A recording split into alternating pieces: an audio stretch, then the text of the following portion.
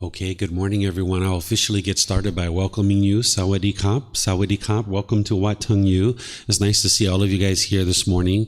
I would like to let you guys know that this is what we call our group learning program. On Sundays and Wednesdays, I get together with students and help you guys to understand the path to enlightenment as taught by the Buddha. What enlightenment is where you train your mind to get to this peaceful, calm, serene, and content mind with joy.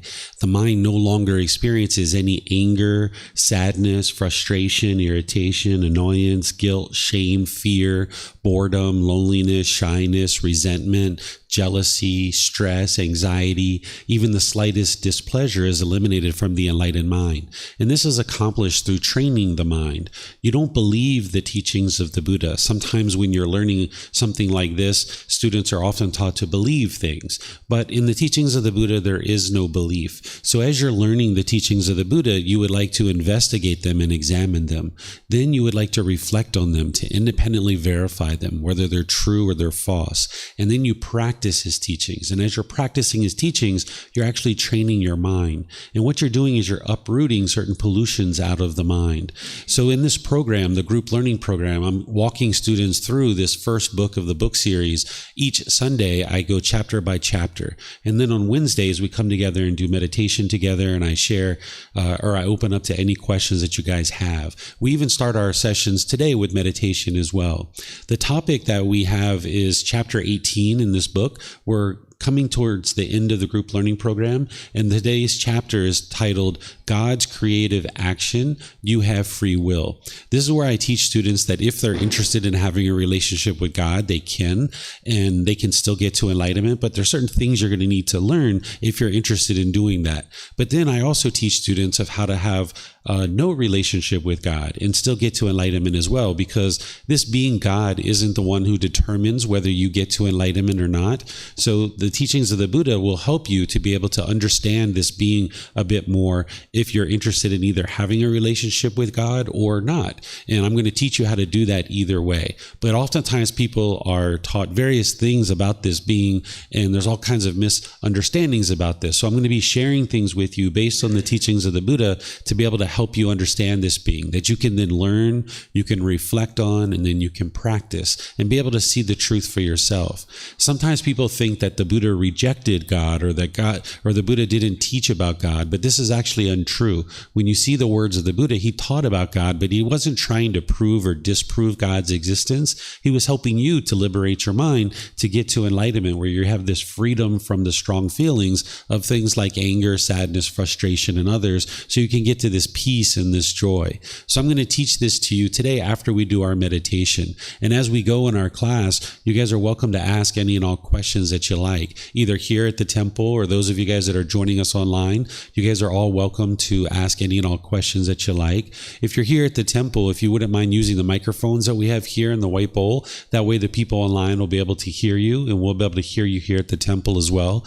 There's a gray switch on the front. You just press that switch and then you hold it up towards your chin, and we'll be able to hear you here at the temple, and they'll be able to hear you online as well. So if you guys would like to join for the meditation to get started, I'll guide you guys in a meditation session. This meditation that I do is called Breathing Mindfulness Meditation. This is from the Buddha, and we follow his guidance because it's what a Buddha taught that is actually going to lead to your enlightenment. So rather than all the misunderstandings and changes and modifications that are out there in the world, what I focus on is helping you learn the original teachings of the Buddha so that you can experience the results of this improved condition of mind, where you can move to this peace and joyful mental state of enlightenment. So if you would like to do this meditation, the way that I started is with chanting. There's some chants over on this table here. There's a laminated sheet that you'll see that they're the Pali language. These are the original language that the teachings of the Buddha are captured in. And I do this chanting to ease the mind into meditation. There's no rites or rituals or ceremonies or worship in the teachings of the Buddha. These aren't prayer or anything like that. Instead, what it is to help ease your mind into meditation to actually get more benefit out of the meditation itself. And we chant in the Pali language, which, as I mentioned, is the language that the original source teachings are captured in. And during the lifetime of the Buddha, they chanted as well. And they did this during his lifetime in order to commit the teachings to memory, because he taught orally. So once every 2 weeks, they would come together and they would chant his teachings word for word for word as a way to commit them to memory so that they could then actually practice the teachings. Today, we have books, we have videos, we have podcasts and things like this to be able to memorize the teachings. So we don't need to chant in order to memorize the teachings, but I do the chanting because it helps to kind of invigorate the mind, give you some awareness of mind, awareness of the breath as you ease into meditation. There isn't anything mystical or magical about these chants. As I mentioned, it's not a prayer, it's not worship. I suspect the Buddha didn't even create these chants. I suspect that his students did, either during his life or after his death, because if you read the chants in English, you can see that there's a lot of admiration and respect for the Buddha. A Buddha doesn't walk around and teach people to do things, to bow down to them and worship them and things like this, because he would have eliminated his arrogance and his ego and his pride and boastfulness. So these chants were most likely created by his students either during his life or after his death to honor and respect him for his dedication to helping them get to this enlightened mental state. Because if you learn from a teacher how to move from sadness, anger, frustration, and all those other discontent feelings I mentioned to the peace and joy, and you're experiencing that for the rest of your life, you'd have deep admiration for this person. The Buddha didn't want anything from you. He didn't expect anything from you, but students really had a lot of appreciation for him based on helping them move from this unenlightened mental state to the enlightened mental state. So if you'd like to chant along, you're welcome to. Then once we get into meditation, you're going to hear me doing some guidance to be able to guide you in the meditation so that you'll know how to meditate. Then there'll be a period of time we'll just all be meditating together. Those of you guys here at the temple and everybody online will just be meditating together. You might hear an occasional car go by or a bird chirping or a dog barking or something like this. But what you would like to do is just bring your mind back to the breath as you hear me guide you in the meditation. Then we'll come out of the meditation with some chanting. And that's where I'll then move into sharing teachings with you to be able to help you understand the chapter that we're planning to discuss today. In terms of your body positioning, you can either sit on the floor, you can sit in a chair. There's even other positions that the Buddha taught too. He taught lying position, standing, and walking. And these are all positions that you can learn at different times in your journey to enlightenment because you're going to need these at different times. But if you're choosing to sit on the floor or you're choosing to sit in a chair, you would like to sit with your legs comfortable. If you have your legs lightly crossed, this will allow the flow of circulation through the legs. Some people like to put their legs off the mat because it gets the hips up in the air and it lessens the angle at the hips, the knees, and the ankles. So if you like to do that, you're welcome to. It's not about everybody doing it exactly the same way because all of our bodies are different. So you need to find what's comfortable for you. People who sit in a chair, they oftentimes will like to put their feet flat on the floor or lightly cross at the ankles. So feel free to get a chair at any time that you need to sit down and have a place to sit where your lower body can be comfortable. You're not interested in your lower body being painful or luxurious. You'd like it to be in the middle where it's comfortable. The hands and the arms, the Buddha put his right hand over his left with his thumbs together. And if this is comfortable for you, you could use this, but not everyone's going to necessarily find this comfortable. Some people choose to put their palms on their thighs or their knees, their palms up. Again, it's not about everyone doing it the same way. It's about finding what's comfortable for you. So there isn't just one fixed right way to do things and then everything else is the wrong way. It's finding what's comfortable for you. So your lower body and hands and arms should be completely relaxed and comfortable. The upper body should be erect. This keeps the mind attentive and alert during the meditation, whereas if you were slouched with the upper body, the mind would have a tendency to be lethargic or dull. But if you were real rigid and uptight, the mind might have a potential of being overactive. So you would like the upper body to be erect so that the mind can be attentive and alert during the meditation. So as I mentioned, I'm going to ease us into meditation with some chanting, which you're welcome to join along in, and then I'll provide you guidance once we get into meditation. You can also potentially just close your eyes and start breathing in through the nose and out through the nose if you'd like, and then I'll come in with the guidance.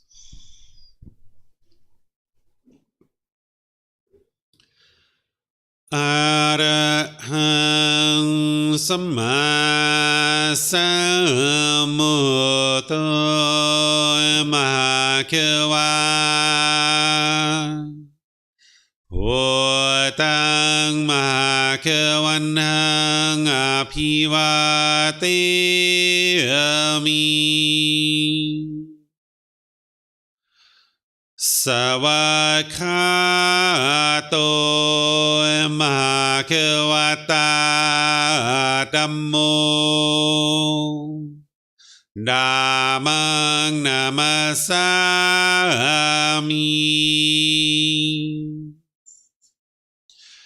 Supatipano Mahakavato Sāvaka Saṅkho Saṅghang Namami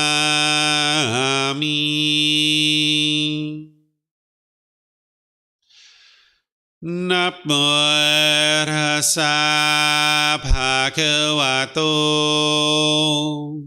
Arahato Samma Sambuddhassa Namo Tassa Bhagavato Arahato Samma Sambuddhassa Namo Tassa Bhagavato Arahato Samma Sambuddhassa Iti piso Mahakava Arahang Samma Sambuddho Vichacharanang Sammuno Sakhato Rokavito Anuttaro Purisa Dhammasati Satatavapmanusanam Bhutto Bhagavati.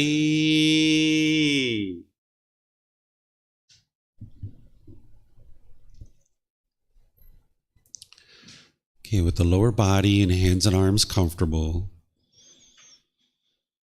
in the upper body erect, just close the eyes and start breathing in through the nose and out through the nose. Here you're just looking to establish the breath, a nice, natural, steady, consistent breath, not forced or controlled, just a gradual inhale through the nose, experiencing the full breath. And then, when you're ready, exhale out through the nose. Breathing in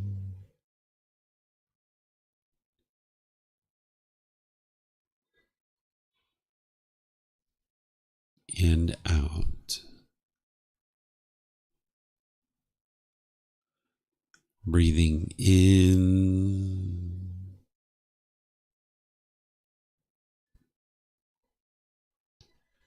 and out.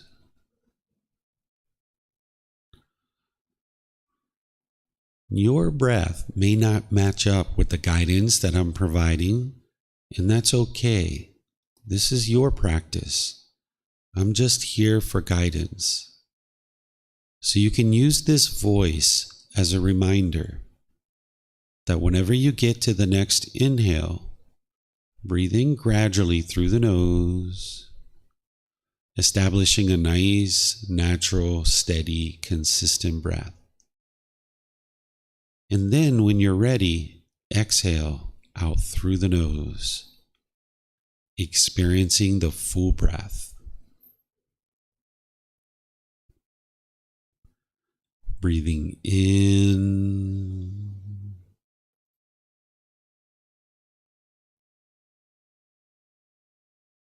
and out.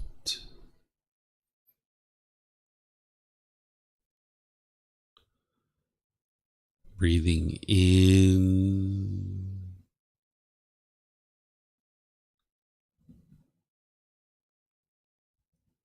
and out.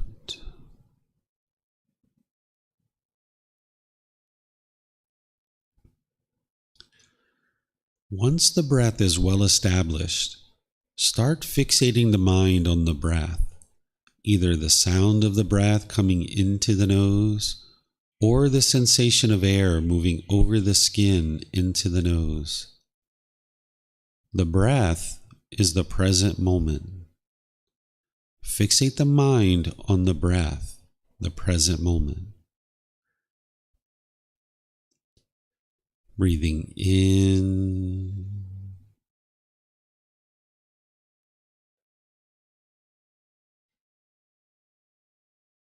and out.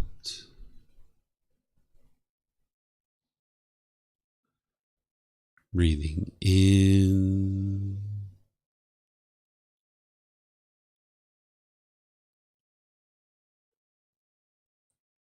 and out.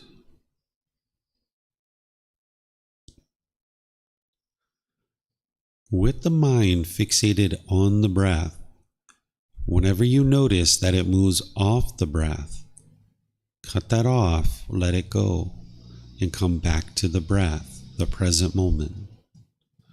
No need to observe the thought, label it, judge it, analyze it, or even try to figure out where it's coming from. Whenever you notice that the mind moves off the breath, cut that off, let it go, and come back to the breath, the present moment. Breathing in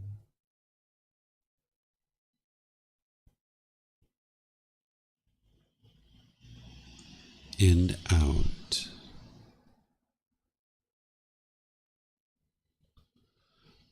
Breathing in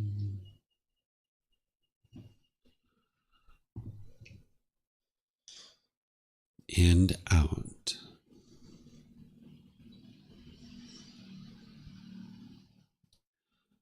I'm going to be quiet now and let you do this work of focusing on the breath, cutting off and letting go anytime the mind moves off the breath.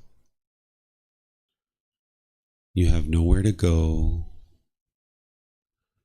There's nothing to do. No one needs you right now. This is your time to focus on the breath. Breathing in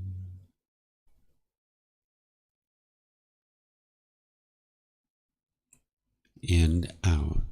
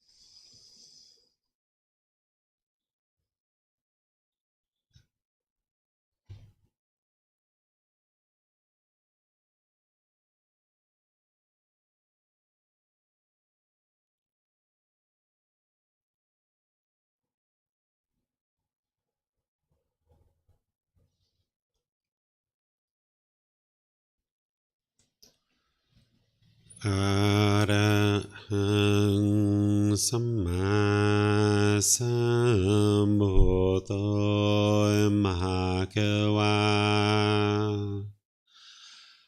โหตังมหาเกวันหังอภิวาเทมิ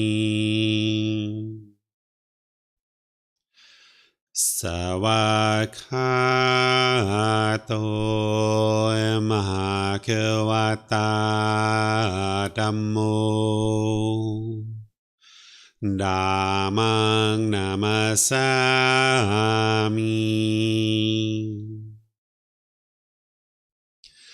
สุปฏิปันโนมหาเถรโต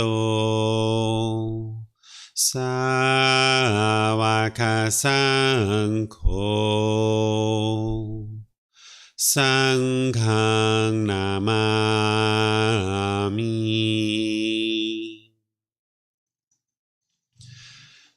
นะโมตัสสะภะคะวะโตอะระหะโตสัมมาสัมพุทธัสสะนะโมตัสสะภะคะวะโตอะระหะโตสัมมาสัมพุทธัสสะนะโมตัสสะภะคะวะโตอะระหะโตสัมมาสัมพุทธัสสะอิติปิโสมหาเถรอะระหังสัมมาสัมพุทโธวิชาจารณังสัมมุโนสคาโตโรกาวิตุอนุเตโรปุริสาดามาสติสัตตาตาวาปานุสนังโหโตภาควาติ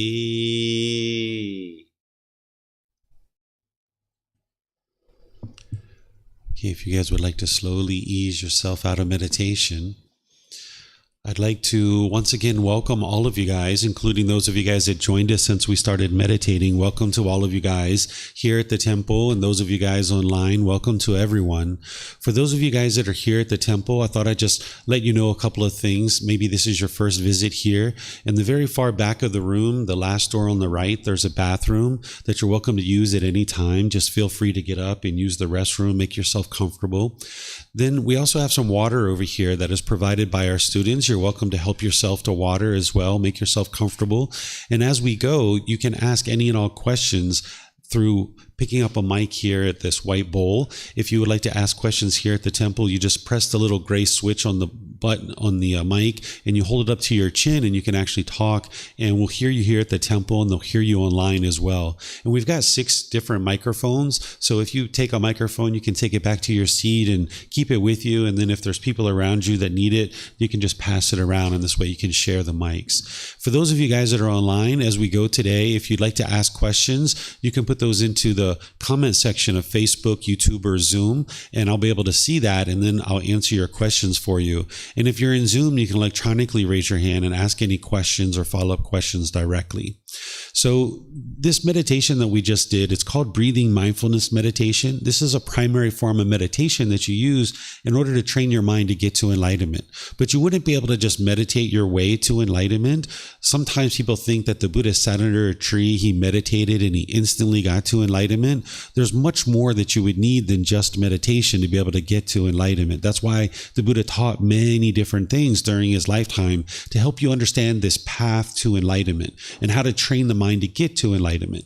When you're training your mind to get to enlightenment, you're not believing anything at all. None of the teachings of the Buddha have belief. So what I share with you today, what I share with you in books, what I share with you in other courses and retreats, you should never believe anything that I have to say or anything that anyone else has to say about the teachings of the Buddha. You would like to learn his teachings, investigate them, examine them. You would like to reflect on them, to independently verify them, and then practice them. And this is where you're training your mind through the practice. That wisdom of the path to enlightenment is what's going to help you to be able to transform the mind and uproot the pollutions that are in the mind, hindering it from experiencing the brightness and radiance of the enlightened mind. So what you're looking to do is get to wisdom. And with belief, you don't know what's true or false. So you should never believe the teachings of the Buddha. You wouldn't be able to get to enlightenment if you just believe his teachings. If you're interested in getting to this peace, calm, serenity, and contentedness with joy that is the enlightened mind, where the mind's focused and concentrated, you have clarity of mind, deep memory, your personal and professional relationships are blossoming and improving, you'll notice that you're not even in a bad mood anymore by the time you get to enlightenment. You're always in a good mood. You need to do that through wisdom. So you're gaining wisdom about these natural laws that are around you. The Buddha taught the natural laws of existence. Today's topic is chapter 18 in this first volume of the book series that I share. Chapter 18 is titled God's Creative Action, You Have Free Will. This is where you're learning about this being of God.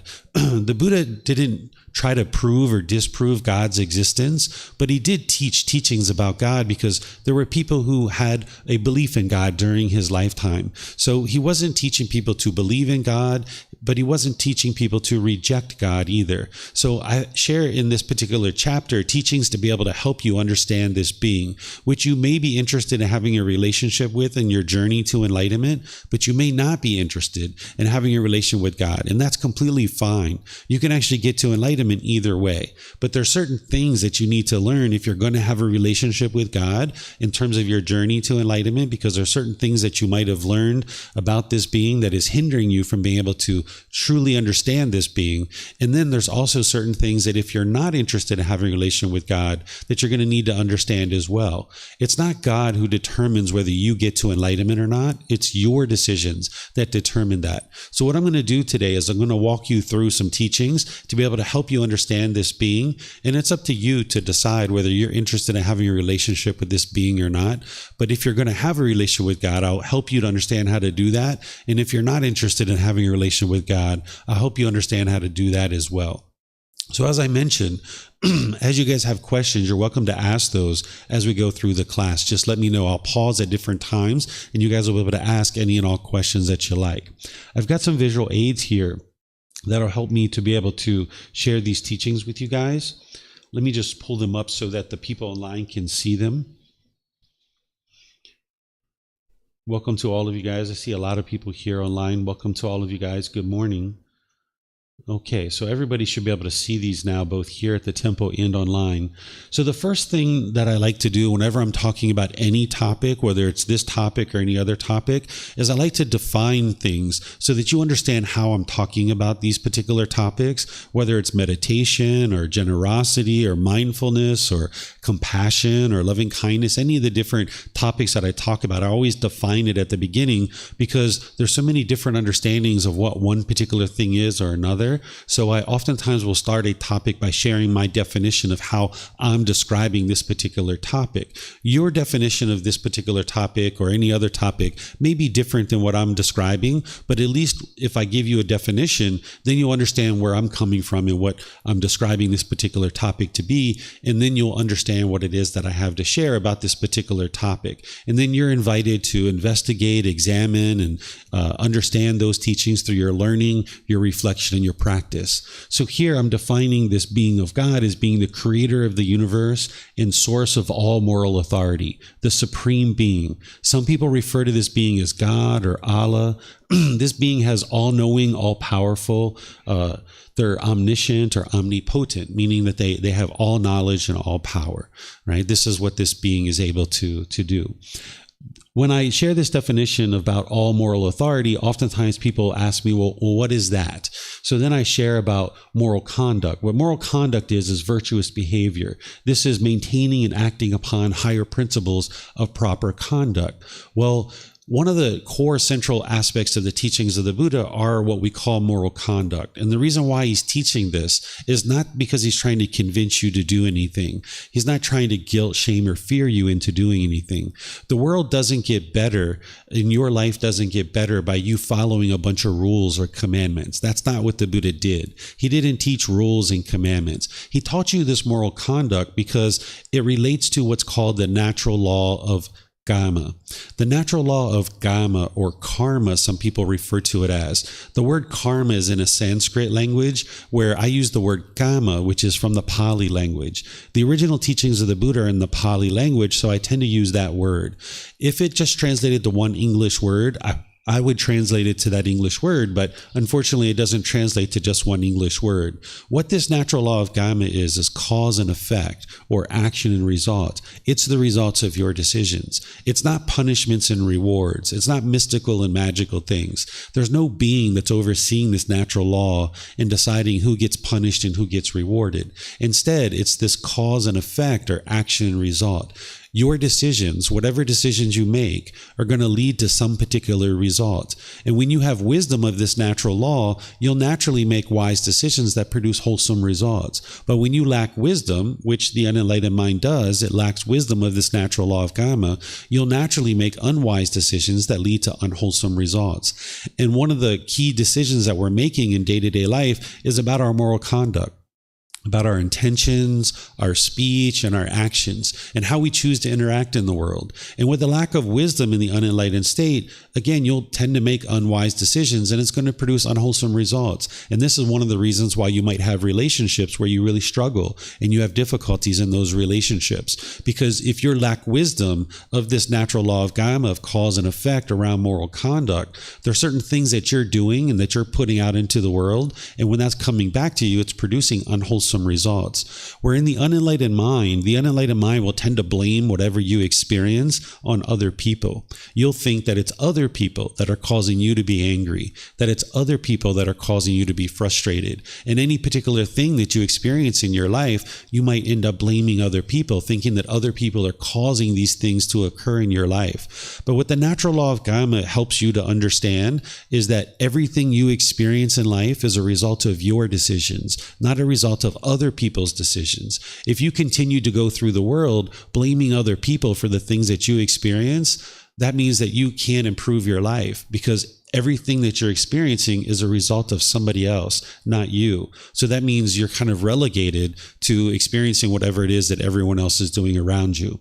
So the Buddha's teachings aren't about the way the world should be. The Buddha's not teaching you how the world should be, and if everybody follows these rules and commandments and the world becomes peaceful. That's not what the teachings of the Buddha are. The teachings of the Buddha are explaining to you the way the world is. And when you understand the way the world is through these natural laws, then you'll navigate this world in a much more wise way that's producing wholesome results. It's this natural law of Gama, of cause and effect, or action and result, which is the primary thing that your mind is awakening to on this journey to enlightenment.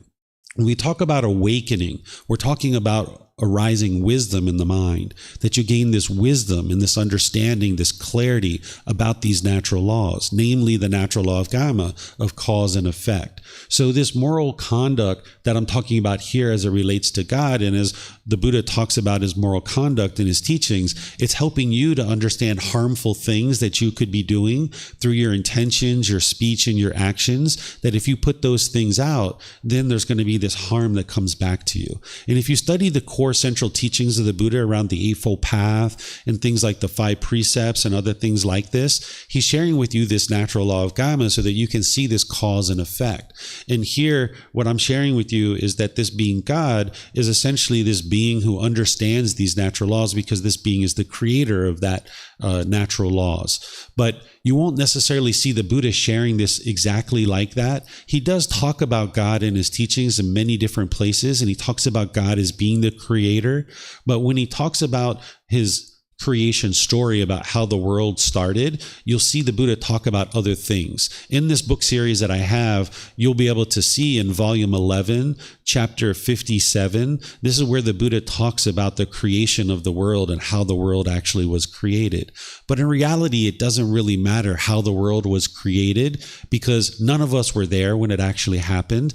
And right now we're in existence. And if your mind is experiencing sadness, anger, frustration, irritation, annoyance, guilt, shame, fear, stress, anxiety, boredom, loneliness, shyness, resentment, jealousy, even the slightest displeasure, your mind is unenlightened, and you need to be able to train your mind to eradicate those feelings in order to experience the peace and joy of the enlightened mind. So what happened when the world was actually created, even though the Buddha shares that, it doesn't really actually matter. What really matters is that right now you're in existence, you're experiencing this discontent mind, and the teachings of the Buddha are here to help you understand how to liberate the mind from those strong feelings. So here, this moral conduct is conduct that we choose to practice based on wise decision making, because when we make wise decisions, it produces wholesome results. You'll never see anywhere in the teachings of the Buddha where he ever attempts to give you rules or commandments or guilts or shames or fears you into learning anything. This being God isn't a being that you're going to see that you need to fear, right? You're going to hear me talk more about this here in a moment. But this moral conduct is there for a reason, so that you can experience wholesome results in your life. Because if you keep putting harmful conduct out into the world, you'll experience this unwholesome results coming back to you. And in this program and in other courses and retreats, I teach that moral conduct so that you can understand this cause and effect or action and result of the natural law of Gotama, so that you can understand how to conduct your mind in terms of practicing certain intentions and speech and actions that would be harmless. The Buddha isn't teaching you to have one particular type of character or personality or anything like that. Your character, your personality is unique to you, but he shares with you these natural laws in such a way that you can practice it through your character and through your personality in a way that you can ensure that you're not causing harm, so that then in your relationships, you can get to a point where all your relationships are at ease.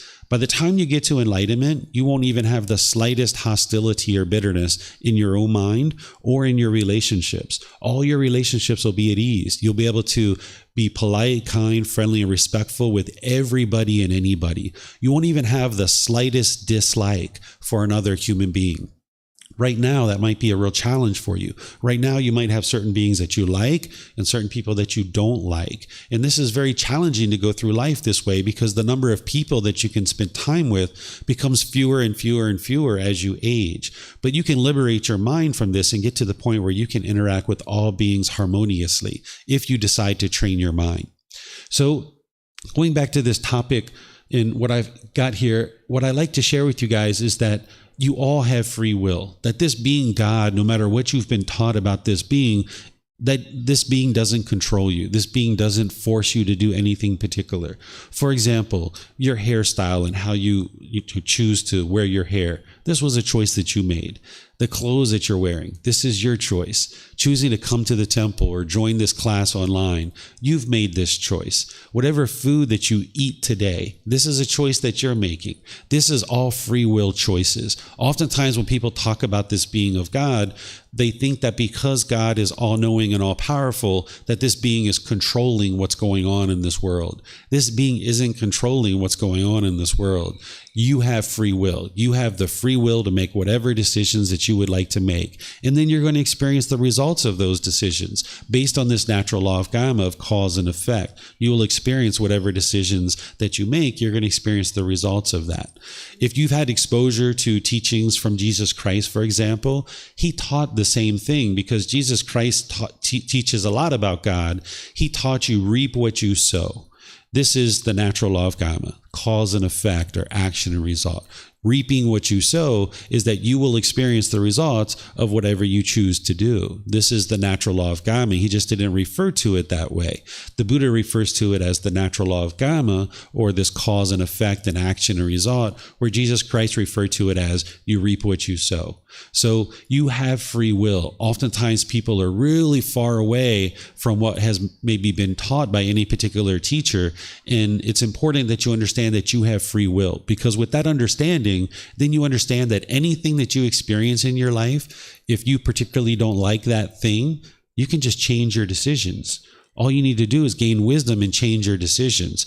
If an individual thought that they didn't have free will and that God was controlling everything, then that means you're subjected to whatever God's wishes are. And that means you can't change anything about your life whatsoever. You're locked in. This isn't actually true. This isn't what true reality is. So what the Buddha is teaching in his teachings is helping you to see true reality so that you can function in a more wise way. So by you understanding that you have free will and that everything you experience is a result of your decisions through the natural law of karma, and if you don't see that, you can ask me questions and I'll be able to help you to be able to see that. Then you can understand that this is very empowering for you, that if there's any aspect of your life that you don't particularly like or care for, you can just gain wisdom and then make different decisions that produces different results for you. This is how you can use something like this in a very empowering way, because you can modify or change anything that you're choosing to do in the world and you will experience different results. So God doesn't grant enlightenment. He doesn't determine whether you get to enlightenment or you don't. A practitioner attains enlightenment through your own choices and decisions to learn and practice the teachings. You can't force somebody to get to enlightenment. You can't force someone to acquire wisdom. So if we were able to force people to get to enlightenment, I wouldn't be interested in doing it, first of all. But even if we could, then it wouldn't actually result in enlightenment, because an individual has to choose for themselves to actually learn and develop their mind and practice to be able to get to enlightenment. It's not God who determines whether you experience this peaceful, joyful mental state or not. It's your own decisions. Well, you might hear me refer to God in terms of gender as we talk in today's class. You might hear me refer to God as a he. If you refer to God in other ways, other genders, or maybe a non-gender way, that's completely fine. You'll hear me refer to God in the male gender of he, but that doesn't mean that you necessarily need to think of God in that way. The Buddha does talk about God in the gender of this being a he. And anytime I've experienced interaction with this being of God, it's felt like a very masculine type of energy. So that's why I refer to God in using the pronoun of he, but that doesn't mean that you need to do that. But just let you know that you might hear me refer to God using the pronoun of he. Okay, so, here we go. So now what I would like to do is share with you some teachings from the Buddha, just kind of generally about God, because oftentimes people have the misunderstanding that the Buddha didn't teach about God. Some people will go as far as saying that the Buddha rejected God. But if you read the original teachings of the Buddha, which are in 45 large volumes of books, which are about this thick, that's about maybe 5 inches thick or maybe 10 centimeters thick. They're in 45 volumes of books. Most people that are talking about the teachings of the Buddha have never actually read the original teachings of the Buddha. But if you go in and you actually read the original teachings of the Buddha, you can see many different places where he talks about God. He mentions God. He doesn't put God as a central figure in his teachings, because God's not the one who determines whether you get to enlightenment or not. He puts you at the center of his teachings. He puts the natural law of karma at the center of his teachings so that you can awaken to the wisdom of this natural law, and then as you're learning it and practicing it, you can experience improved results in your life. But he does talk about God at different times. During the lifetime of the Buddha, they actually believed in multiple gods, but he talked about those, which many people believed in these different gods. But when he tended to talk about God and kind of really talking about this being in detail, he would use the term Brahma. This word Brahma was used during his lifetime to refer to God, much like a Muslim might refer to God as Allah. During the lifetime of the Buddha, they would refer to this being as Brahma. And this translates into English as God. So he talks about this great Brahma is what he referred to this individual or this being as. And we would refer to that person as God. So he never denies the existence of God. Instead, he taught people how to attain enlightenment with an understanding of God and not putting God as a central role. So some people during the lifetime of the Buddha had beliefs in God, so he helped them to understand that. And some people didn't have a belief in God, and he helped them understand that too. And that's what I'm going to be doing for you today as we get deeper into this topic. So the Buddha talked about these different gods because people had different beliefs in gods at different times, different types of gods. So he talked about those and discusses those in his teachings. In his teachings, you won't see the Buddha trying to either prove or disprove God's existence. That's not what his ultimate goal was. 2,500 years ago, when people believed in many, many, many different gods, by the time the Buddha came along, what his goal was to teach people how to liberate their mind from these strong feelings. The anger, the sadness, the frustration, the stress, the anxiety, the disappointment, the guilt and shame and fear, all those discontent feelings. He discovered the teachings that it took to be able to liberate the mind from that. And he had done that for himself, that his mind was in that peaceful, joyful mental state, so he knew how to do it. And then he spent the rest of his life from the age of 35 to 80 helping people to understand how to do that. Understanding what he did to get to that enlightened mental state, he was then able to share it with other people so that they would be able to get to that enlightened mental state as well. But you won't see him trying to prove or disprove God's existence because he operates on truth. He operates on independently verifiable truth. This is what the Buddha does when he's teaching, is he shares something with you, and then that's your learning, that's your investigation, that's your examining. But then he encourages you to reflect on that teaching, independently verifying it whether it's true or not, and then practicing to be able to then uproot any particular pollution out of the mind. So the way that this being God works is he tends to not give evidence that is independently verifiable for everybody to go out and independently verify this one particular thing of God's existence. Instead, this being God tends to show up in individuals' lives, and you can see for yourself through your own experience that this being exists, but it's not possible to give you that thing to then go out and independently verify that this being exists. So some people have had significant interaction with this being God, and they know with 100% certainty that this being exists. And then there's other people who haven't really had much interaction with this being or none at all, and they don't know whether this being exists or they don't exist. And that's completely fine, because the Buddha's goal wasn't to prove or disprove God's existence, because you can get to enlightenment with a relationship with God, or maybe not, if that's what you choose. It's just like your neighbor. If you live next door to a neighbor in a particular village or a particular neighborhood, you can choose to have a relationship with your neighbor or not, right? It's your choice. You're not required to have a relationship. You don't need to worship and praise this being God in order to get to enlightenment. Some people choose to worship and praise God, but that's not something that you're required to do in order to get to enlightenment, because it's about training your mind and uprooting pollutions out of your mind. And God's not going to do that work for you. You need to be able to do that work.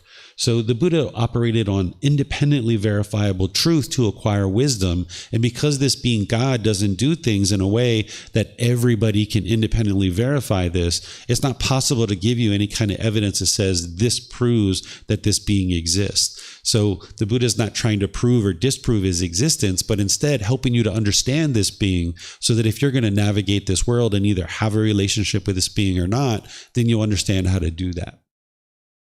The Buddha focused you on liberation of mind, helping you to be able to understand the natural laws, to be able to free the mind of these strong feelings, and understanding this natural law of karma, of cause and effect, or action and result.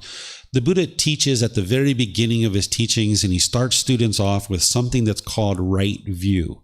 And for those of you guys that have been learning with me in various courses and various programs, you understand what that is. This is the Four Noble Truths. This is where you learn the very beginning teaching of the Buddha, where you learn about the problem in the unenlightened mind, the cause of that problem, the elimination, and the path forward. So this is where you can have a real breakthrough to understanding what's causing your anger and your sadness and your frustration. And if you haven't learned that yet, you're welcome to through the books and videos and podcasts and courses and retreats that I teach, where I share with students what's causing your mind to experience this anger and frustration and all the other discontent feelings. Because as long as you don't understand what's causing these feelings and you think that somebody else is causing it or something external is causing your discontent feelings, you'll be angry for the rest of your life, because it's not anything external and it's not the people in your life that are causing you to be angry. Your mind is actually causing this itself. And when you learn this through the Four Noble Truths, then you know what the problem is, and you can also know what the solution is, and you can actually fix it. This is what we call right view, where you establish right view. And the right view is that your mind is causing its own discontent feelings. It's craving, desire, attachment. It's this longing, yearning. It's wanting the world to be a certain way. Whereas if you get what you want, if you get what you expect, if you get what you're longing and yearning for, your mind will experience pleasant feelings like happiness, excitement, elation, thrill, exhilaration, euphoria. But if you don't get what you want, if somebody does something you disagree with, you'll get angry and frustrated and agitated, or some other discontent feeling, because the mind's not getting what it wants and what it expects. But you live in an impermanent world. You can't permanently get what you want. So as long as you go around craving permanence, wanting things to be a certain way, you'll only be happy when you get things your way. But when you don't get things your way, you'll get these painful feelings of sadness, anger, frustration, and others. So establishing right view is to understand that your own mind is causing these discontent feelings. What wrong view would be is to blame other people or think that something external is causing your inner feelings. Your inner feelings are being caused by what's going on within your own mind, not the external things. And you may need to peer into this further, because typically I spend a good 45 minutes to an hour helping students to understand that your mind is causing your own discontent feelings. So the teachings of the Buddha are based on the foundation of right view and understanding that your mind is causing your own discontent feelings.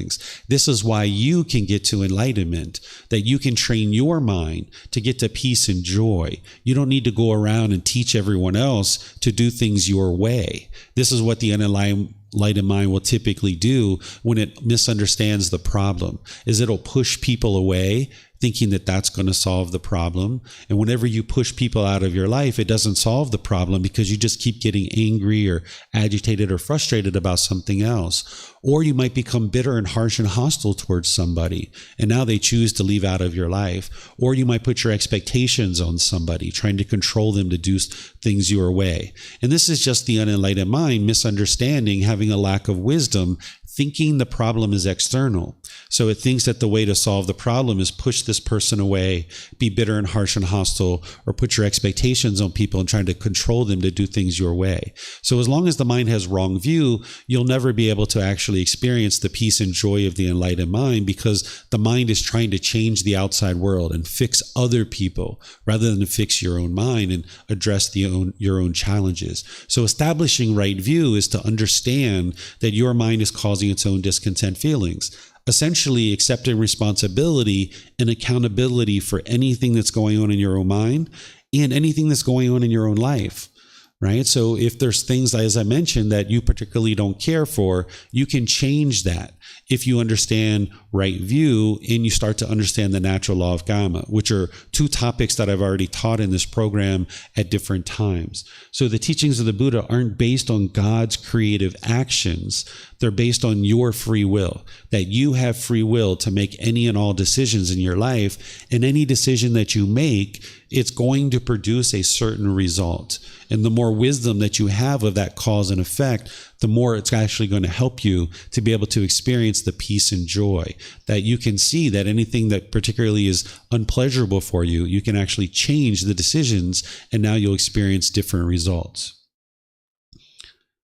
So these are some words of the Buddha on God, because at different times in the various programs and courses and retreats that I share, and in these book series, I share the original words of the Buddha so that you can see what the Buddha is teaching about God. And here you can see a teaching from the Buddha where he's essentially saying that you have free will. And I share this with you so that you can see that the Buddha is essentially saying that you have free will, but also to show you that the Buddha taught about God. There's various teachings where the Buddha talks about God, but you're going to see on Facebook, you'll see in books, you'll see in documentaries, you'll see people who are in universities and professors saying that the Buddha never taught about God.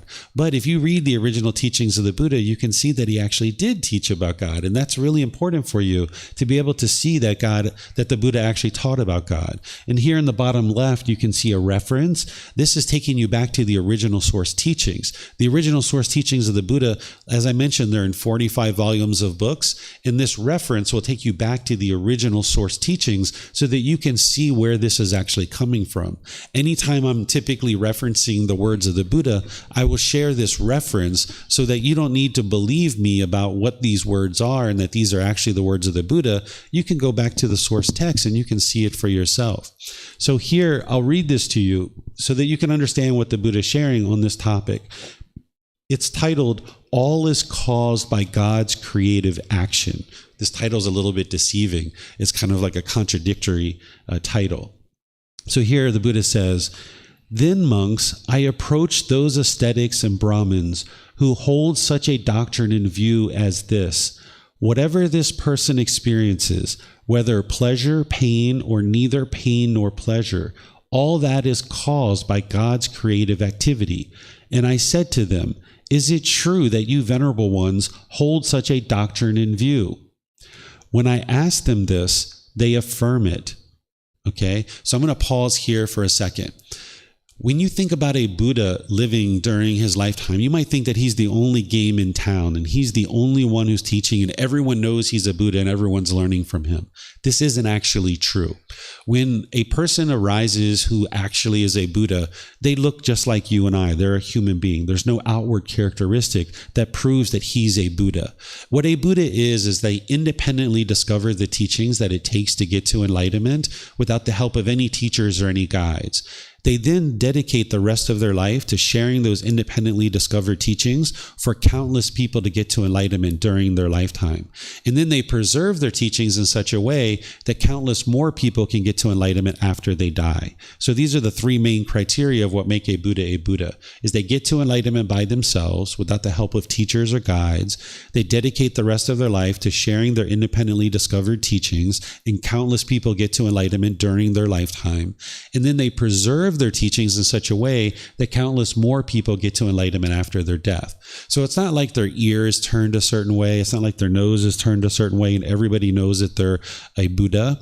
And a Buddha doesn't go around performing countless miracles to try to convince people that they're actually a Buddha. And there's various reasons why a Buddha doesn't perform various miracles. So there was the Buddha teaching, who he was saying, hey, it's my teachings that lead to enlightenment. But then there were other people who were teaching as well. And they had various students. And the Buddha's students and these other teachers' students would oftentimes get together and they would eat together and they would talk about teachings that they were learning from their teacher, and then people were talking about teachings that they were learning from the Buddha. Just like you're learning from me, you might go meet somebody at a coffee shop and they're learning from a completely different teacher than you, and you might talk about teachings. And this is what was going on during that lifetime too. So the Buddha is coming in contact with other people from other communities, other teachers, and other students who are learning teachings that were different than his. And he's approaching these people and he's saying, whatever you experience, whether pleasure, pain, or neither pain nor pleasure, this is like happiness, excitement, elation, thrill, exhilaration, euphoria. That's the pleasant feelings. The painful feelings are things like anger, sadness, frustration, irritation, annoyance, guilt, shame, fear, stress, anxiety. The neither painful nor pleasant, this is like discomfort. Like if you were sitting next to someone you don't know on public transportation and your body was touching their body, you'd probably say, it's not painful, it's not pleasant. It's neither painful nor pleasant. That's what these three feelings are that the Buddha teaches. He's saying, is all of that caused by God's creative activity? And I said that to them. Is it true that you venerable ones hold such a doctrine in view? So he's asking them, is this your opinion that all the feelings that you experience in your mind is caused by God? And then when he asked them this, they affirm it. They said, yeah, everything we experience is because of God. Okay, so that's where we're at so far. Then I say to them, in such a case, is it due to God's creative activity that you might destroy life, take what is not given, indulge in sexual activity, speak falsehood, produce argumentative speech, speak harshly, indulge in idle chatter, that you might be full of longing, have a mind of ill will, and hold wrong view? He's saying, hey, is it because of God that you do all these things? Is it because of God that you are argumentative with people? Is it because of God that you speak harsh with others? Right? Is it God that's choosing to do all these things and you have no ability to make any decisions in your life? Those who fall back on God's creative activity as an essential truth have no interest to do what should be done or to avoid doing what should not be done, nor do they make an effort in this respect. So what he's saying is, if someone's blaming God for everything that you experience in life, you're not even choosing to understand the wisdom of what would be wise to do in the world and not do in the world. Being an ascetic is to give up worldly possessions, go off and get ordained, and work your way towards enlightenment. That's one way to get to enlightenment. But you can actually live a household life and still get to enlightenment. But these individuals that he's talking to are people who have given up their worldly possessions, become ordained, and went off in the world to attempt to get to enlightenment. And he's saying, if you're going to blame God for everything that you experience, you're not even trying to understand what would be wise and what would be unwise, and a way to conduct yourself in the world that would be beneficial and helpful to you to produce wholesome results. Since they do not apprehend as true and valid anything that should be done or should not be done, they are muddle-minded.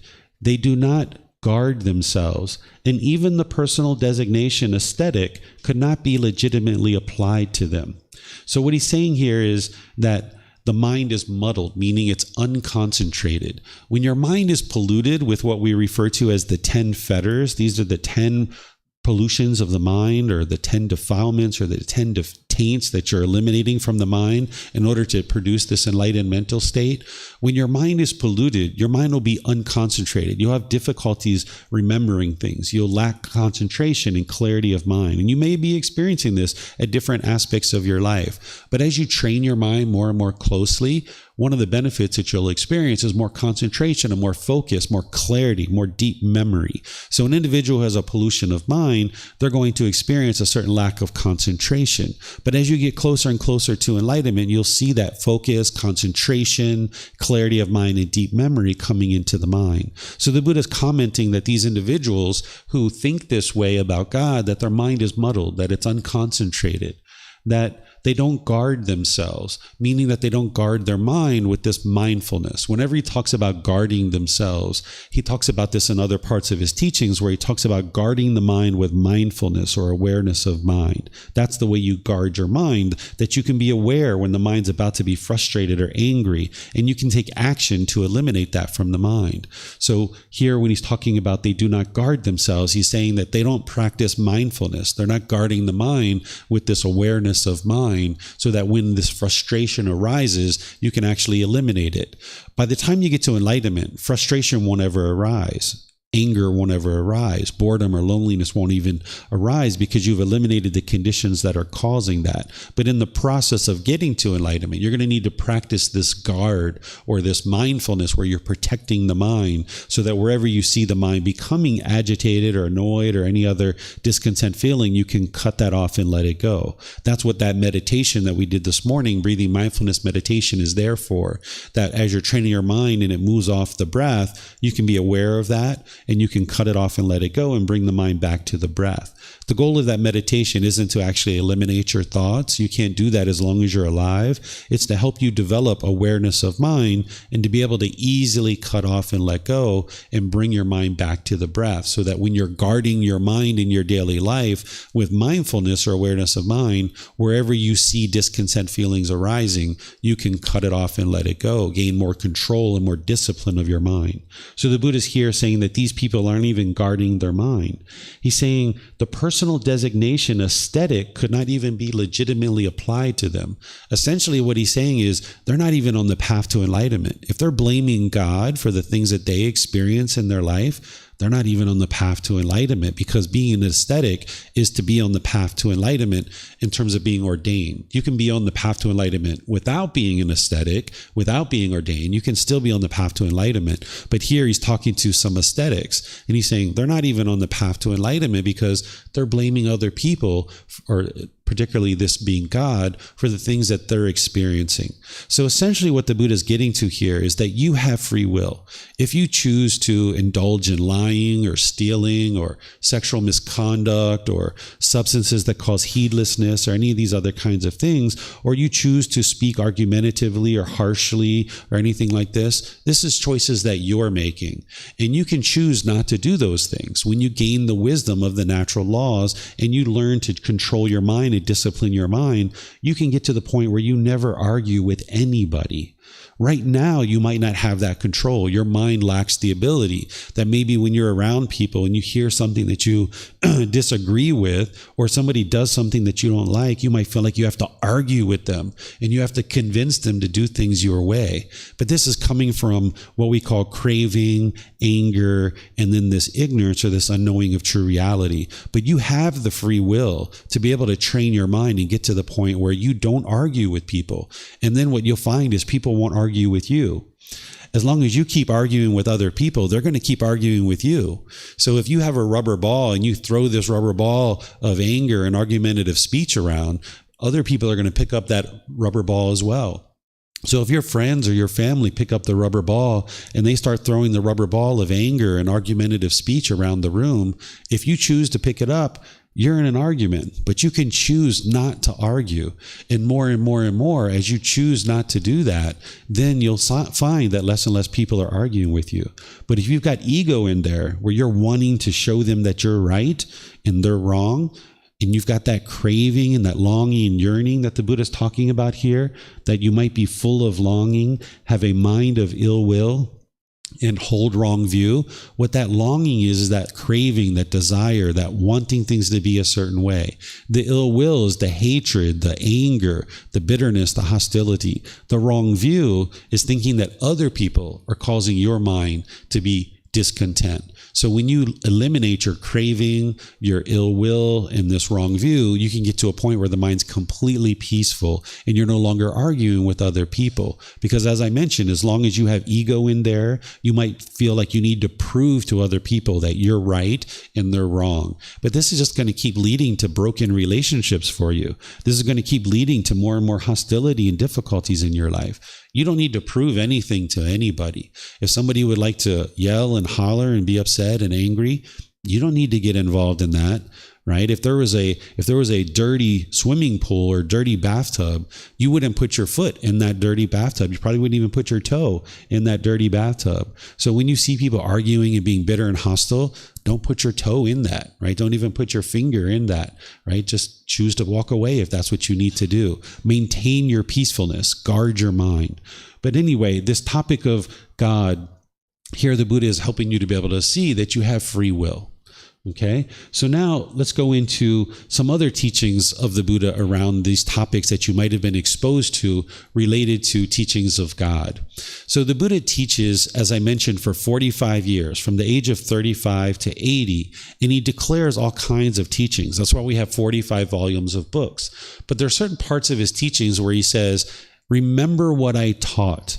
These are my teachings. This is what I taught. And what he refers to is he says, I taught how to eliminate discontentedness. That's essentially what he taught. That's the core of his teachings. And that's what he typically points to, is how to get to this enlightened mind through eliminating discontentedness. But then there's other places where he says, These are my undeclared teachings. He says, remember what I declared. I declared this, how to get to enlightenment, essentially. And he says, remember what I did not declare. I did not declare this. These are his undeclared teachings. He doesn't declare whether the world is eternal or whether it's not eternal. He doesn't declare whether the world's finite or infinite. He doesn't declare whether there is a soul or there isn't a soul, essentially, whether the soul is the same as the body or it's something else, because the soul actually conflicts with two important teachings of the Buddha, which is the universal truth of impermanence and the universal truth of non-self. So he doesn't teach whether there is or there isn't a soul. He just leaves it as an undeclared teaching, as you see here. Then this part where he says, after death, the Tathagata exists. After death, the Tathagata does not exist. After death, the Tathagata both exists and does not exist. After death, the Tathagata neither exists nor does not exist. What a Tathagata is a Buddha. This word Tathagata means the one who speaks the truth, or the one who shares the truth, the one who's discovered the truth. And he would refer to himself as the Tathagata. While nowadays we refer to him as the Buddha, he referred to himself as the Tathagata oftentimes, the one who discovered the truth, right? So what he's saying is, after he dies, he's not declaring whether he exists or whether he doesn't exist. So he was enlightened, right? He was an enlightened being. So once you get to enlightenment, he doesn't declare what comes next. We know that if you don't get to enlightenment, you're going to be reborn in the cycle of rebirth. But he leaves it as an undeclared teaching of what happens next once you get to enlightenment. The teachings of the Buddha aren't about doing a bunch of things in this life and then hoping that when you die, something good happens for you. So you're not believing, and then hoping something good happens when you die. That's not the way the teachings of the Buddha are. What you're doing is you're learning, reflecting, and practicing now in this life. And that means that now in this life, you're experiencing the results. That's why your mind's becoming more peaceful and more joyful in this life. So the Buddha didn't hang this carrot and said, okay, if you do all these things that I'm teaching you, now when you die, you're going to experience these beneficial things. No, he's sharing with you what you can do now in this life to experience an improved condition of mind and a improved condition of your life. And he didn't declare what comes next for an enlightened being, if there is anything next. So he didn't declare whether he exists or doesn't exist. So he didn't teach that there's an afterlife, but he didn't teach that there isn't an afterlife either. And this is something that I share in this chapter 18 so that you can see the undeclared teachings of the Buddha.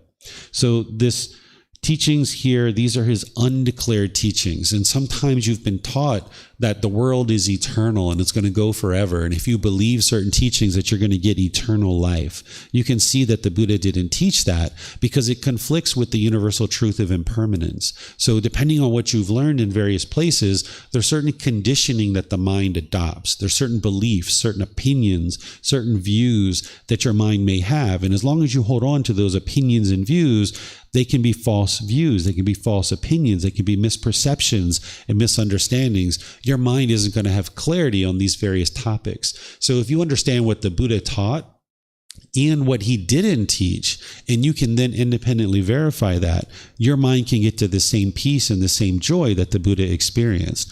So if you thought that the world was eternal, or you thought that the world was not eternal, then you would have to have independently verifiable evidence to prove that the world is eternal. You would need to prove that the world is not eternal. And the Buddha didn't have that evidence, so that's why he didn't teach that. The same thing about the world being finite or infinite. He didn't have independently verifiable evidence to prove to you that this is true. So that's why he didn't declare this. In these other teachings as well, he didn't have independently verifiable evidence that you could then independently verify. And that's why he leaves these as undeclared teachings. What happened to him after enlightenment, after he dies, he didn't declare this as well. And there's various reasons why I think he didn't declare this. The way that a Buddha teaches is they teach based on what they have experienced, based on their own direct experience. Because if they experience something, they know that it's true, and then they can give it to you in a way that you can then independently verify for yourself. So he had never attained enlightenment and then died. So he didn't actually know potentially what comes next. But a Buddha does have the ability to know things in the future without having experienced them. So if he knew that there was something or there wasn't something, he chose not to teach it wisely. Because if there is something after enlightenment, and say it's better than what you're experiencing here, that's just one more thing that your mind's craving and longing and yearning for that you would need to eliminate in order to get to enlightenment. As long as your mind's longing, yearning, and having craving, your mind's not going to be able to experience enlightenment. So if there is something next, he wisely didn't teach that. But by the time you get to enlightenment, your mind is so peaceful and so joyful, you're not going to care what's next. If there is something next, your mind will be in the present moment and your mind will be peaceful and joyful.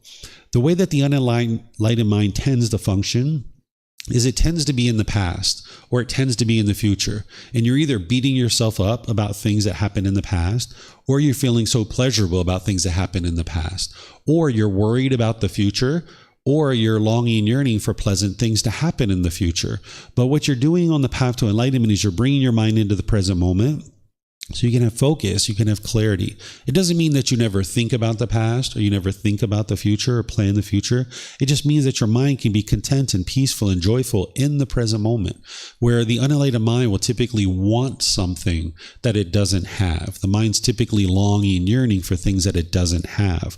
So by the time you get to enlightenment, your mind's peaceful and joyful in the present moment, where you're not longing and yearning for something to happen after this life. You can just be peaceful in the present moment that, okay, you're in existence and your mind's not shaken up by the things that are going on in the world around you. So here the Buddha is saying that he's not declaring whether there is something or there isn't something after enlightenment. So these are some of the undeclared teachings from the Buddha. So now let's go into some teachings about God and how you can use some of the things that the Buddha teaches that I've already shared with you, but also some other teachings that I've shared at other times in this program and other programs to be able to help you to understand this being God and how you can either have a relationship with this being or not have a relationship with this being. First, I'm going to share with you some teachings about this being in case you're interested in having a relationship with them. And then towards the end, I'll share teachings with you that are going to help you understand how to not have a relationship with this being, because there's things that you need to understand with that as well. So, as I mentioned, God does not determine whether you get to enlightenment or not. And you're not required to have a relationship with God in order to get to enlightenment. But if you choose to have a relationship with God, this doesn't hinder you from getting to enlightenment. Some people will tell you, if you have a relationship with God, that it would hinder you from getting to enlightenment. But that's because they're not understanding how to practice in the way that I'm going to share with you here.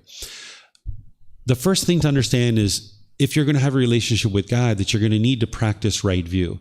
This is understanding and practicing the Four Noble Truths, taking responsibility and accountability for your own decisions, that you understand that it's not God who's determining what you experience in life. It's not that you have fate or you have destiny, and now you've got to figure out what God wants you to be doing and then do those things. Sometimes people are taught that God has laid out a perfect plan for you, and you've got to figure out what that plan is and then do what God wants. This isn't actually true. God doesn't want anything from you. He doesn't expect anything from you. He's not controlling you or trying to dictate what you should or shouldn't do.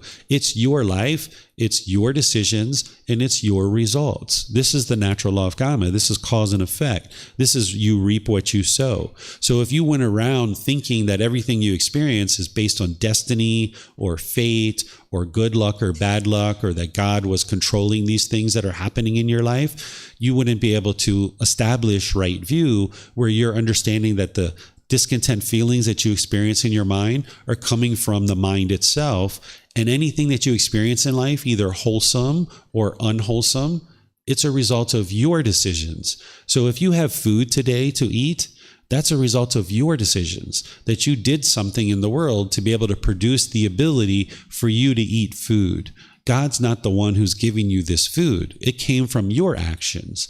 That's why you're able to then eat food. So it's not God that's producing your ability to clothe yourself or a certain house. So God's not determining what does or doesn't happen in your life. And when you die, it's not God that's choosing for you to die. Or if your loved ones around you are dying, it's not God that's choosing to do that. That's a result of cause and effect, or action and result. If you choose to live a somewhat healthy life, you'll tend to live for about 60, 80 years, maybe 90 years, up to 100 or more.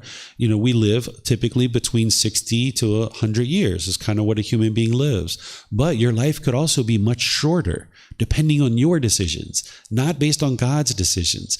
If you chose to go out into the world and start hitting people and getting sticks and trying to hit them, and if you got a gun or a knife and you started trying to stab people, I guarantee you're probably going to die a lot sooner than if you didn't do those things. And that's a result of your decisions. That's not a result of God's decisions. So it's important to establish this right view if you're going to have a relationship with God, to understand that God's not trying to control you. He doesn't want anything from you. You don't have a certain destiny or fate that you need to live up to based on God's wishes or what God wants. He doesn't want anything from you. He's not controlling you. That's why all the clothes you've worn today, it's your clothes.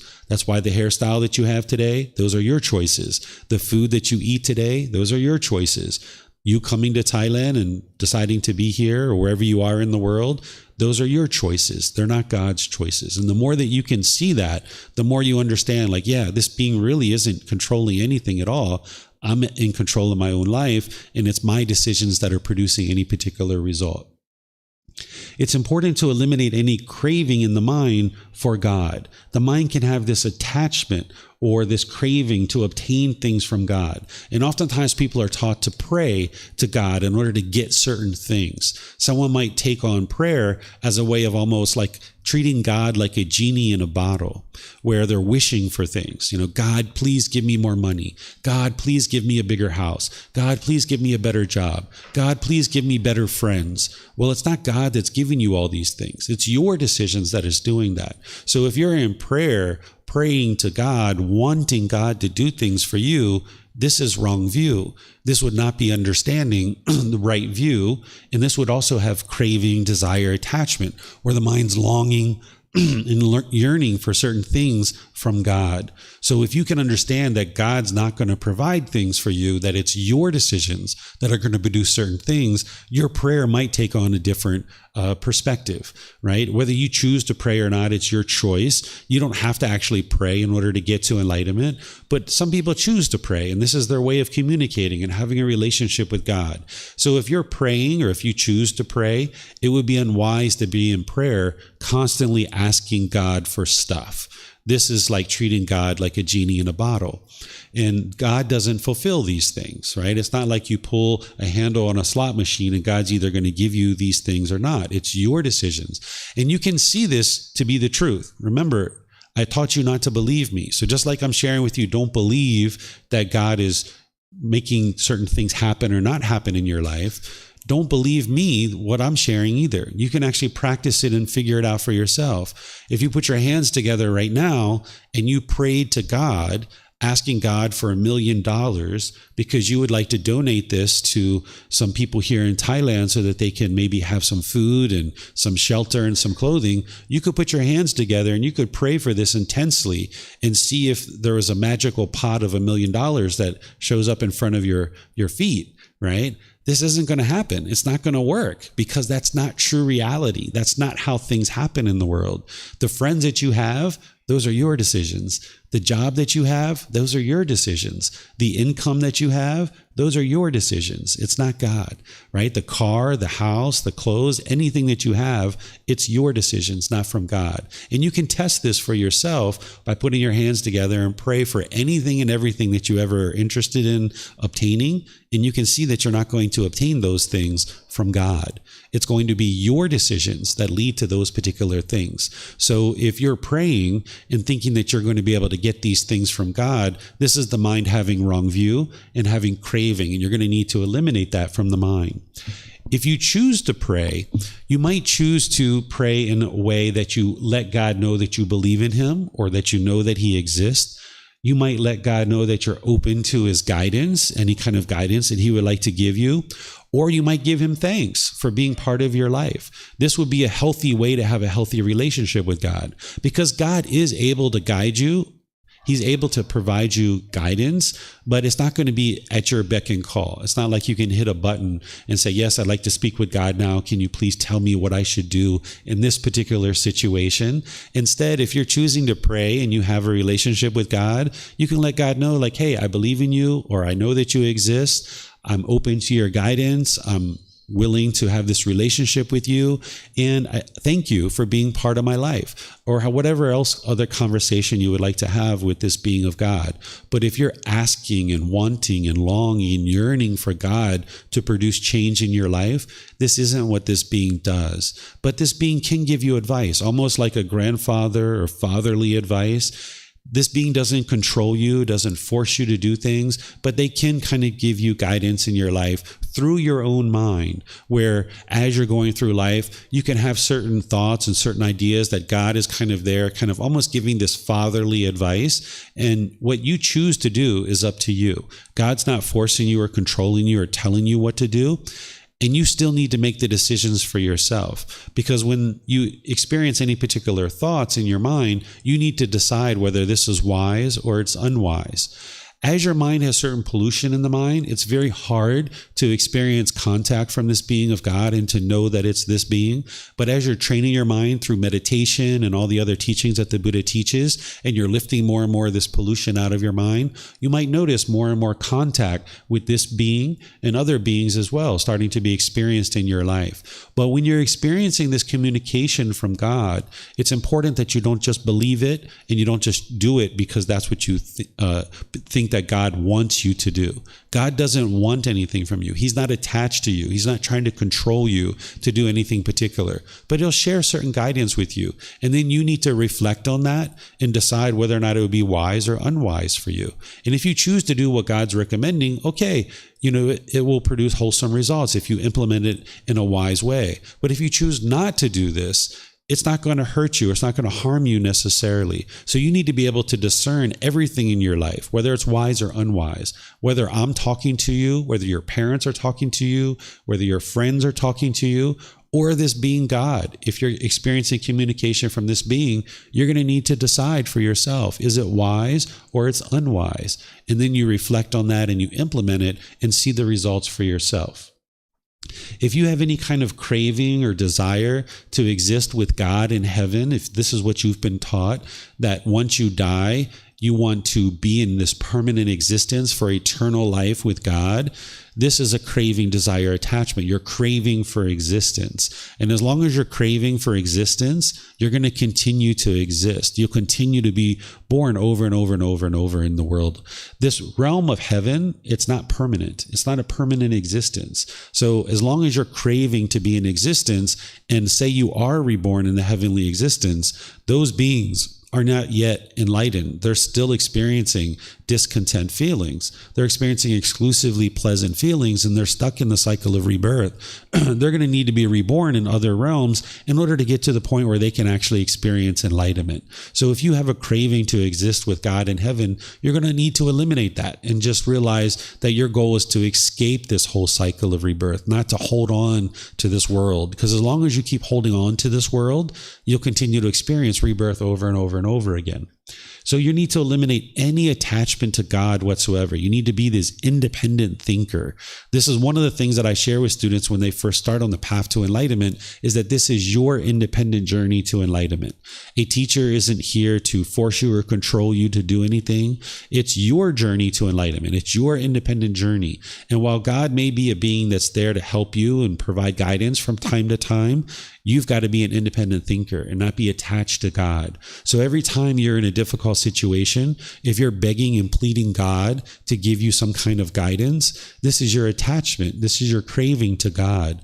God will show up in your life if you choose to let God know that you're open to him. He can show up in your life, but he's not going to just push his way into your life. He will provide you guidance at the appropriate time if that's what he chooses, but you've got to still be the one who's the independent thinker. You're on your own independent journey to enlightenment, whether you receive this guidance from God or not. So if you have an attachment to God, wanting and longing and yearning anything specific, if you get what you want from God, you'll get happy, you'll get excited. But if you don't get what you want from God, you'll get angry, you'll get frustrated. This is what the mind does in the unenlightened state. So if you have a family member who is sick or ill, and you sat down and you pray to God and you plead and beg for God to heal this person, and you think it's God that's going to do that and perform some kind of miracle, well, if your family member is healthy, you might get happy and excited at the end of that and think that God answered your prayer.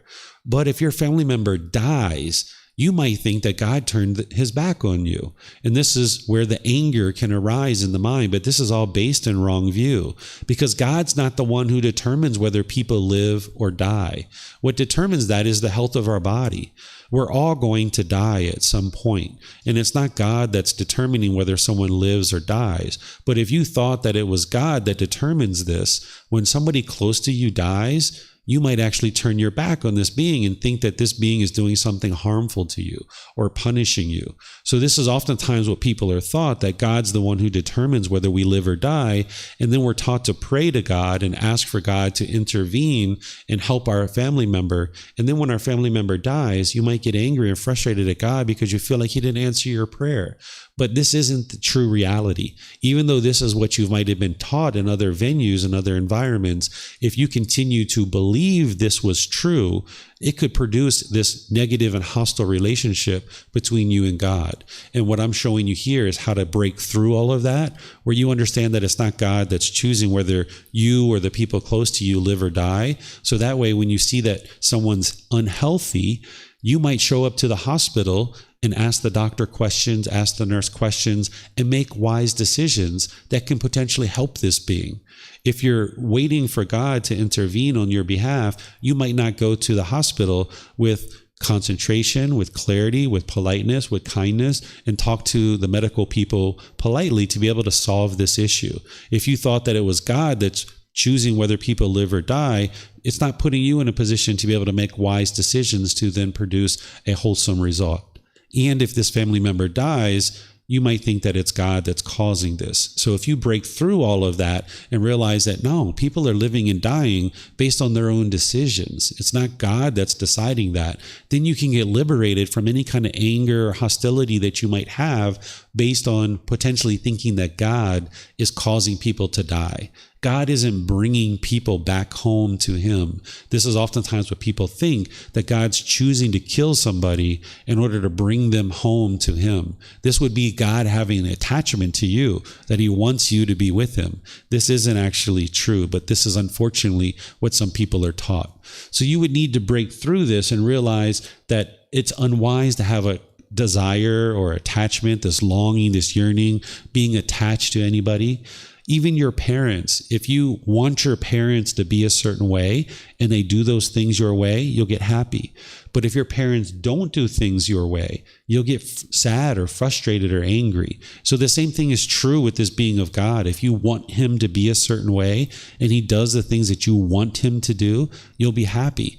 And if he does things in a way that you don't want him to do, you'll be angry or frustrated and you'll push him to the side perhaps. But if you understand that God's not controlling things, he's not telling you what you should or shouldn't do, and everything you experience in life is a result of your decisions, you can get liberated from attributing any kind of unwholesome things you experience in life to this being God. If you experience unwholesome things and you're blaming God or you're blaming other people, this is back to wrong view. And this is still having the craving and desire attachment to God. So you can break through all of that and get to a more healthy place in your relationship where you're not attached to God, wanting him or expecting him to do certain things in your life. In order to have a relationship with God and progress on this path to enlightenment, you would need to understand the natural law of karma, which everything that the Buddha is teaching you is guiding you to understand this natural law of karma. This is the cause and effect, or action and result. And as I mentioned, Jesus Christ even taught the same thing. He taught you reap what you sow. So I've been talking about that as we go. The other thing is you'll need to eliminate any fear. Some people are taught to fear God. Because some people know that God is the all-knowing and all-powerful, people teach you to fear God, that you should have fear of God, almost walking around on eggshells. And sometimes this is the reason why people might worship or praise God.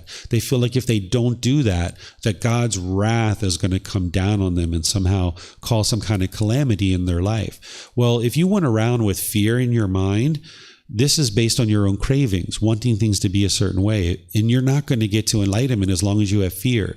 By the time you get to enlightenment, you will have eradicated all fear. In last week's class, I taught how to eliminate fear. And you're going to need to eliminate the fear of this being too. So if you've been taught to fear this being, you need to be able to see true reality, that this being isn't doing anything to cause your life to be difficult. Everything that you experience is a result of your decisions. So if you've been taught to fear God, you're going to need to eliminate that from your mind and realize that God's not a being to be feared, because God's not controlling you or trying to force you to do anything particular. If you walked around with fear of this being, how would you ever be able to have a healthy relationship with this being? If you feared your parents, how could you ever have a healthy relationship with them? If you feared your life partner, how could you ever have a healthy relationship with them? So if you're going to be interested in getting to a healthy relationship with this being God, you're going to need to eliminate any potential fear that may or may not exist in the mind. So after sharing these things, sometimes students say, well, if God isn't controlling me and I can't pray to God and get things, then what is God doing? You know, what's the purpose of God? So I share in this particular chapter to help you understand God a bit more. You can maybe think about God as a practitioner of these teachings, these natural laws of existence, that he's practicing them to perfection. He's enlightened, okay? So if we think about enlightenment, where this mind is peaceful, calm, serene, and content with joy, knowing that a human being can get to that, and part of that is to love unconditionally, that you have unconditional love, where you love a being as they are. Human beings have the ability to get to this, that human beings can have this peace, calm, serenity, and contentedness with joy. You can also get to the point where you just love people as they are, where you're not trying to control people and you're not trying to change people and put your expectations on people. Well, if human beings have the ability to do that, surely this being God is as well. So God loves beings unconditionally. If you've been taught that God has certain demands or, hates certain people or is jealous of certain people, this isn't actually true. God doesn't hate anybody. God has unconditional love. Just like you're encouraged to practice in order to get to enlightenment, this being can do the same thing. God is not attached to us, and God's also not responsible to restrain us.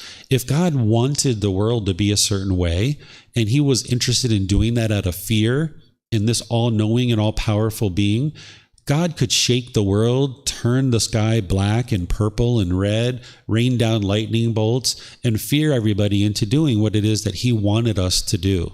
But he doesn't have these wants and these expectations. He doesn't have this longing and yearning. He's not attached to us being a particular way.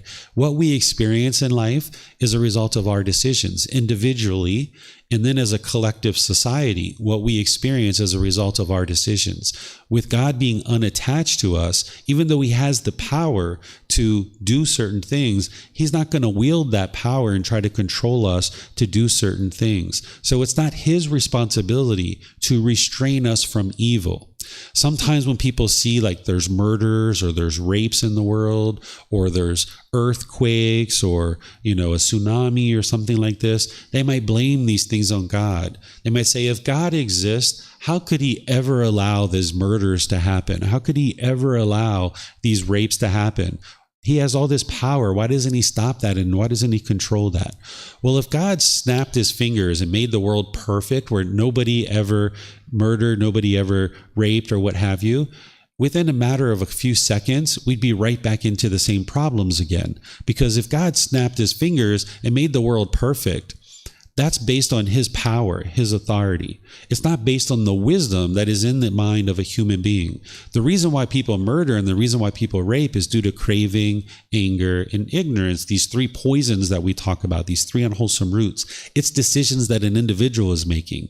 It's not a decision that God is making. So if God snapped his fingers and made the world perfect within a matter of a few seconds with a lack of wisdom, human beings would be right back into the same problems that they were experiencing previously, because it's the result of their decisions. And with a lack of wisdom in the human mind, a human being is going to make unwise decisions. So while God has the ability to control the world, is that really a world that you would be interested in living in? Even when your parents or your coworkers or your neighbors try to control you, you don't like it, right? So if you had this being that was controlling you, you'd be like a robot. And none of us would be interested in living in that kind of world. So this being God understands that you need to have free will. And that's how you're going to get to happiness and peace and joy, is that you need to have free will. So God's not going around controlling us to do any particular thing. God's not the one who's choosing for someone to be murdered or choosing for someone to be raped. God's not punishing and rewarding you. It's our decisions that are leading to that. So God's not attached to us being any particular way, and God's not trying to restrain us from any particular thing that we're doing. We need to cultivate the wisdom within our own mind so that we restrain ourselves from choosing to murder, that we restrain ourselves from choosing to rape. Individuals need to have the wisdom and the training and the discipline of their mind to do that. It's not God's responsibility to do that for us. God's interested in seeing all beings live in harmony throughout the world. That's what he's interested in.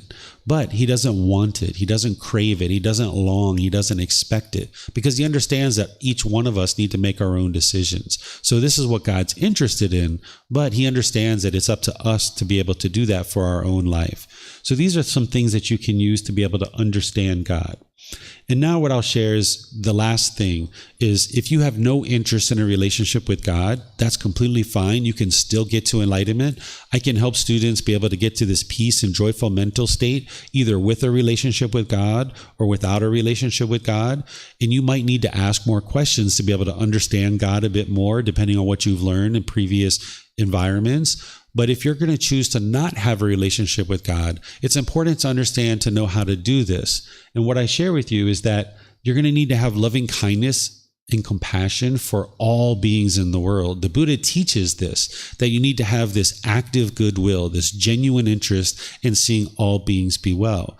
And this being of God is the same thing. So if you have a hatred, if you have resentment towards God, which some people have, particularly if you think that God's punishing you or rewarding you, or if you think that God's the one who takes away your family members and kills them, and he's the one who chooses whether someone lives or dies, you might have resentment or hostility or anger towards this being of God. Or if you're praying to God and you don't get what you want, you might be angry at this being, right? But you need to understand that that's not true. That's not the way God functions. He doesn't give you your wishes. It's not like a genie in a bottle.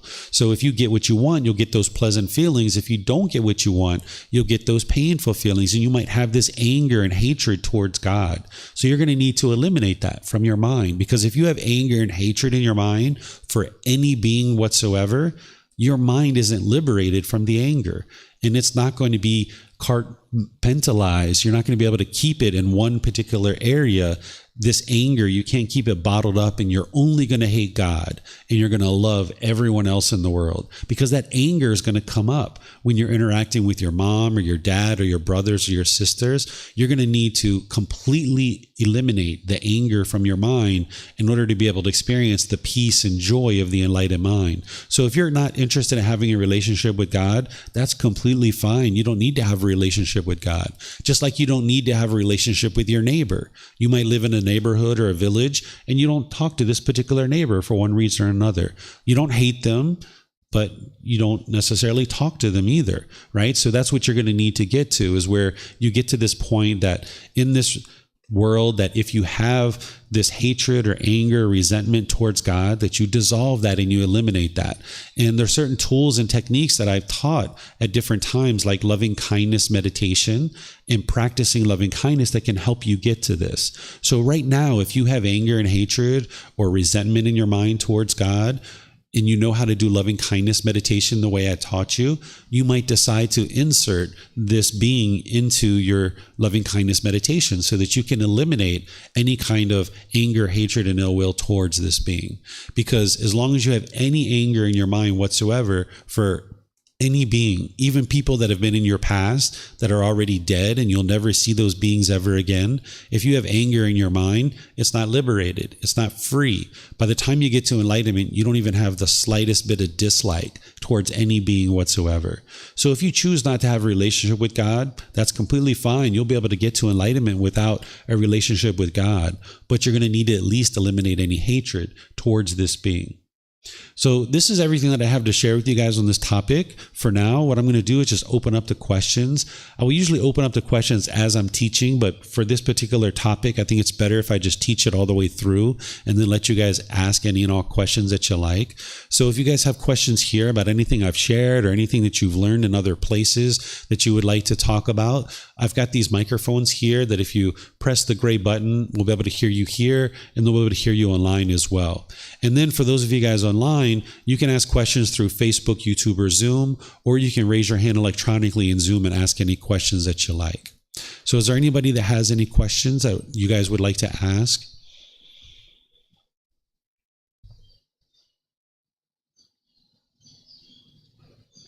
We have microphones here. Yeah, just feel free to get some.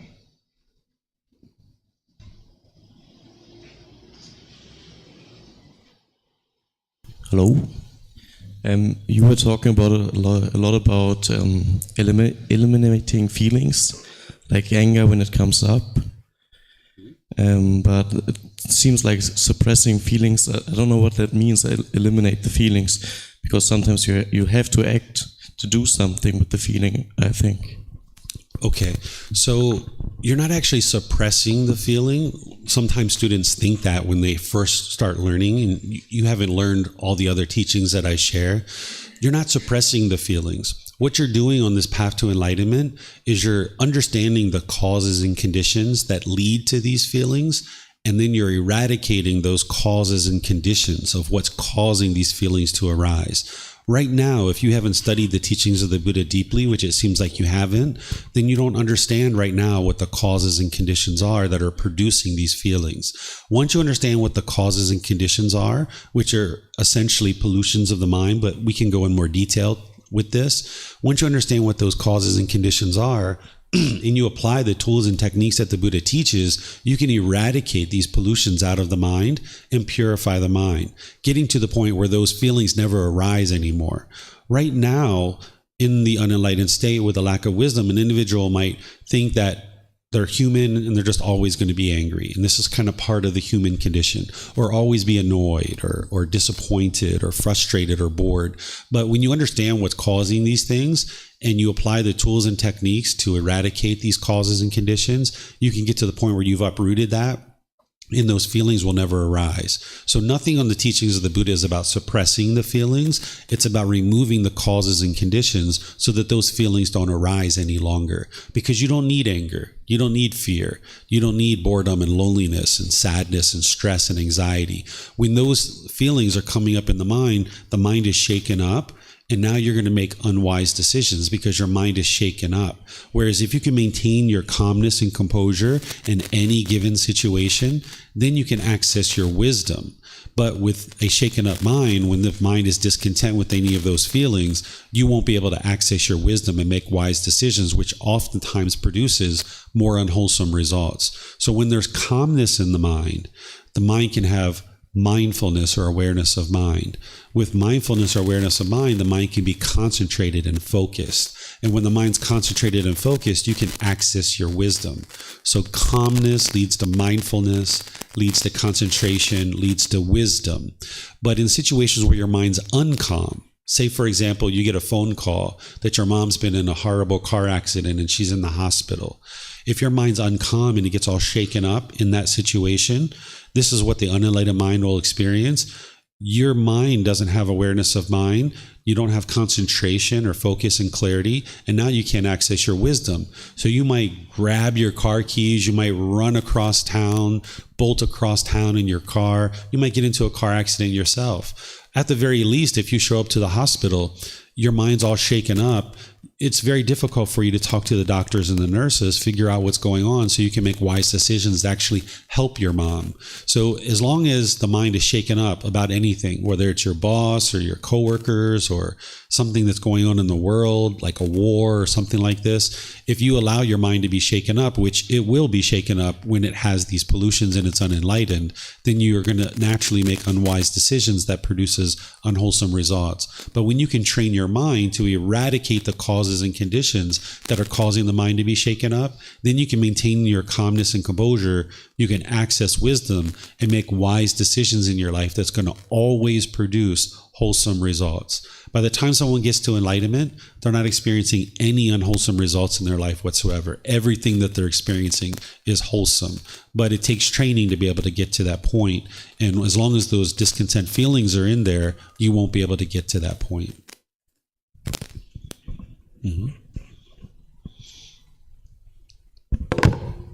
Any other questions you guys have here?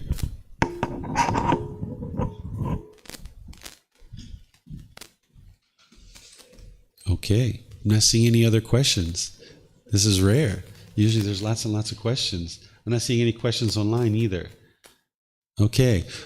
Oh, you have a question, sir? Okay, sure. I think that he left that mic on, so if you grab that same mic, the orange one, it should still be on. Thank you.